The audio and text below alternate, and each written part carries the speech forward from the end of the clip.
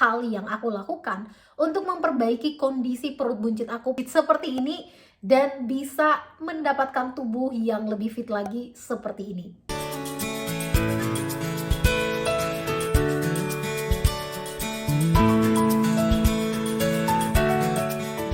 Kamu punya kondisi perut buncit pasca hamil dan melahirkan dan bertanya-tanya, ini kenapa nih perut aku masih buncit, kenapa aku mengalami keluhan-keluhan yang gak nyaman, gak pede lagi nih sama kondisi tubuh aku. Kamu boleh simak tips berikut ini karena aku akan share ke kamu 8 hal yang aku lakukan untuk memperbaiki kondisi perut buncit aku pasca hamil dan melahirkan dari kondisi yang buncit seperti ini dan bisa mendapatkan tubuh yang lebih fit lagi seperti ini. Buat kamu yang baru bergabung di channel ini, yuk coba di subscribe dulu. Kamu juga boleh follow account Instagram Fit Moms di sini.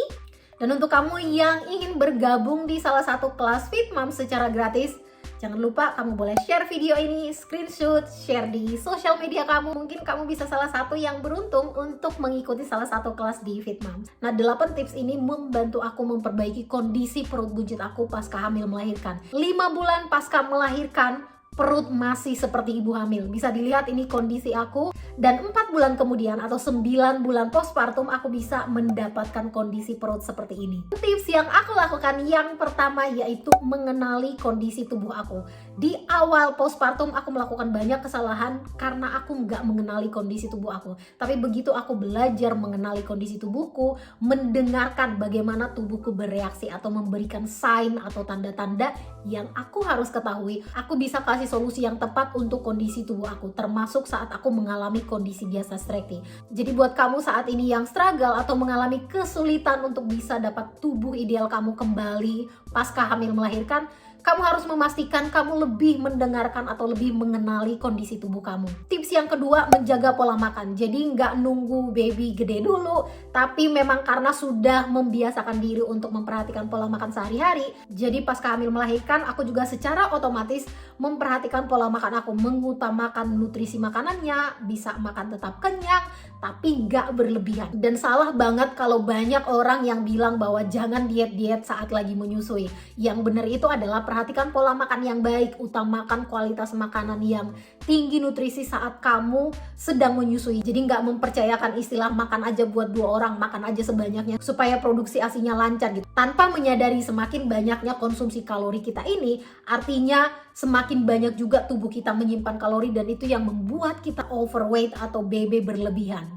Tips atau hal ketiga yang aku lakukan yaitu jalan kaki. Jadi memang karena sudah kebiasaannya di Belanda itu banyak banget kita melibatkan fisik. Kalau kita di Indonesia kan gampang banget untuk yang apa-apa naik motor, naik mobil, gojek, go-kart gitu ya. Kalau di sini memang terbiasa dengan jalan kaki, atau sebelum aku hamil melahirkan aku banyak bersepeda. Tapi begitu punya baby, aktivitas fisik yang aku lakukan itu adalah jalan kaki. Hanya sekedar jalan kaki ke taman atau sekedar ke supermarket pakai troli bawa baby dan jalan. Jadi aku benar-benar memperbanyak aktivitas fisik juga, termasuk rutin jalan kaki. Seminggunya itu bisa dibilang aku 5-6 kali jalan kaki, benar-benar rutin. Nah, tips yang keempat yang aku lakukan yaitu memperkuat core aku. Begitu aku mengetahui aku punya kondisi diastasis rekti, aku fokus melatih core-nya aku. Kalau kamu punya kondisi diastasis rekti, kamu boleh cek videonya yang ini, linknya ada di bawah, nanti kamu bisa cek dan bagaimana cara mengukur diastasis rekti supaya kamu tidak memperburuk kondisi tubuh kamu. Karena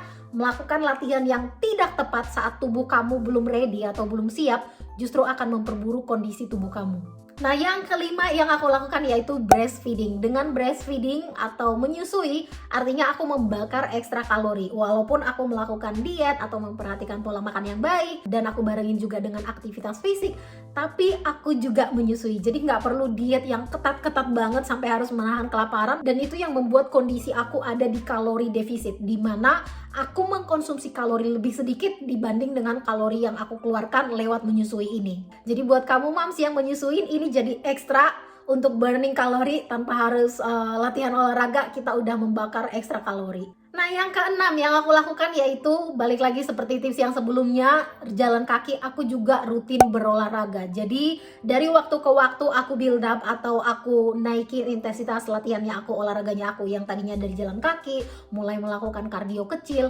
mulai melakukan jogging, dan mulai melakukan lari sama anak di stroller lebih cepat gitu ya. Ini latihan atau olahraga yang aku lakukan pasca hamil dan melahirkan. Tapi penting banget untuk mengenali kondisi tubuh kita, nggak harus langsung ekstrim atau melakukan kardio intens atau yang hit gitu ya. Pelan-pelan di build up. Kalau kondisi fisik kita sudah siap, kita bisa mengkombinasikan olahraga yang tepat atau olahraga yang kita sukai dan bisa kita lakukan secara reguler. Dan yang pastinya perlu konsisten atau rutin. Nggak harus olahraga setiap hari, tapi mungkin dimulai dengan kebiasaan 2 kali seminggu atau 3 kali seminggu. Yang tadinya cuma 15 menit, dinaikin lagi durasinya jadi 20 menit, jadi 30 menit. Yang terpenting adalah bagaimana kita membangun kebiasaan yang bisa kita lakukan jangka panjang. Jadi rutinitas kita atau jadi habit kita. Jadi penting banget untuk melakukan olahraga secara rutin, gak hanya karena mengejar BB ideal, tapi memang benar-benar sudah jadi lifestyle kita dan menyadari bahwa berolahraga memberikan manfaat yang besar untuk tubuh kita. Tips yang ketujuh yang aku lakukan yaitu memanage level stress atau be happy, jangan stres. Kalau aku boleh jujur, di awal-awal pasca melahirkan aku cukup gak sampai yang depresi, tapi terlalu banyak ekspektasinya aku. Mengingat aku di sini kan sendirian, gak ada support dari family secara langsung karena ya namanya perantau, jauh, tinggal sendirian, keluarga semuanya di Indonesia gitu ya. Jadi memang benar-benar sendiri. Yang tadinya masih berdua sama suami, belum punya baby, itu masih yang rumah harus seperti ini, belanjaan harus seperti ini. Ada hal-hal yang aku buat standar gitu ya, tapi begitu di awal-awal aku punya ekspektasi yang tinggi ini, itu buat aku kayak stres, aku nggak bisa manage semuanya. Belum lagi karena kurang tidur, moodnya terganggu, belum lagi kondisi fisik memang banyak banget perubahan, apalagi di awal-awal pasca melahirkan. Jadi bisa dibilang di awal-awal ini cukup berat banget. Memanage level stres ini sangat penting banget. Gimana caranya kita bisa lebih berdamai dengan situasi, lebih nggak usah yang expect yang tinggi-tinggi, mungkin standarnya atau hal-hal yang kita inginkan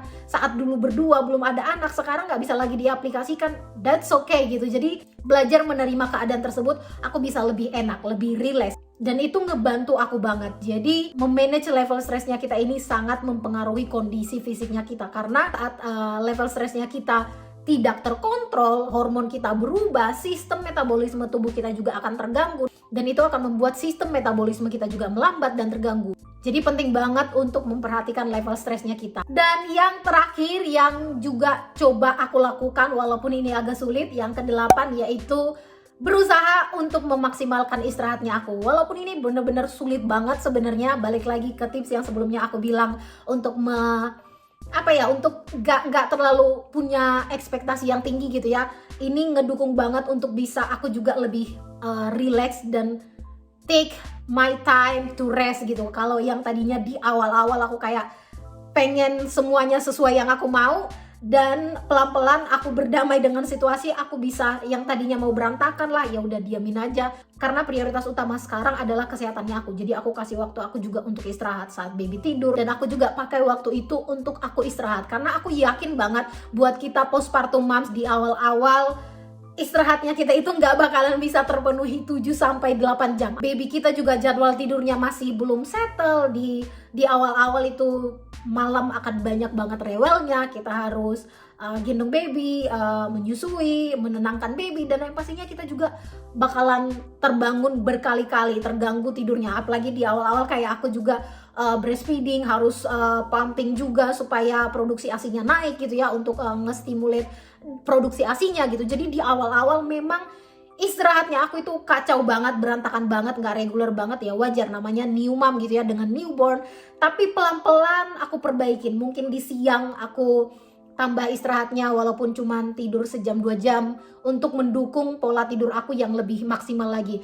Tapi berjalannya waktu, baby punya schedule yang lebih rutin. Walaupun situasinya nggak selalu mendukung, tapi aku berusaha untuk memperhatikan istirahatnya aku. Karena istirahatnya kita ini penting banget untuk tubuh kita. Nah, dari penjelasan tadi, dari 8 hal atau tips yang tadi udah aku share, kira-kira yang paling sulit untuk kamu lakukan yang nomor berapa, Mam? Silahkan kamu coba share di kolom komentar. Dan kamu bisa cek informasi lainnya di playlist ini. Itu dulu tips yang bisa aku share kali ini. Semoga bermanfaat. Kalau kamu ada pertanyaan lainnya, silahkan boleh share di Instagram atau boleh juga di kolom komentar. Thank you for watching and see you next time. Bye!